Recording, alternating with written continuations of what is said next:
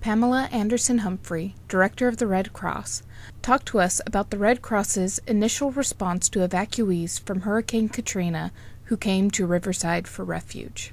Well, it was huge. It was the single largest disaster that American Red Cross has ever responded to. And so it was unique in many ways for us. For us, we were very, very surprised by the fact that so many evacuees came from so far and ended up here. About 7,800 Katrina families were in the state of California, evacuated to the state of California somewhere, and a large percentage of those were in the Inland Empire. Really what we did, in not anticipating that many evacuees to come clear from, the Gulf states, we immediately had to ramp up. We had at our Red Cross doorsteps, if you will, the day after Labor Day, about a week after Hurricane Katrina.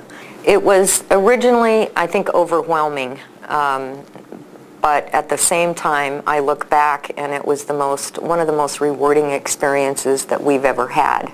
We worked very closely with FEMA, and today we have Red Cross staff in every single FEMA region and have made some pretty significant changes in how we do business as a result of Katrina. Since Katrina, we've recruited many thousands of volunteers who are ready to go in an instant, who can be deployed if the unthinkable happens again, like Katrina.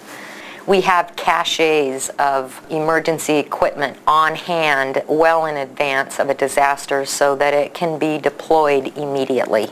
You see the reaction from people where so many people came forward and gave money, and they did in Katrina, and they have. I mean, Americans are so very, very generous. But I think what people need to realize is it takes money and resources and training up front prior to disaster, and instead of waiting to do all that at the time the disaster occurs. That's when we need to mobilize and respond. But preparing for that is constant and every day. From Riverside, I'm Charlotte Bray for the Press Enterprise and PE.com.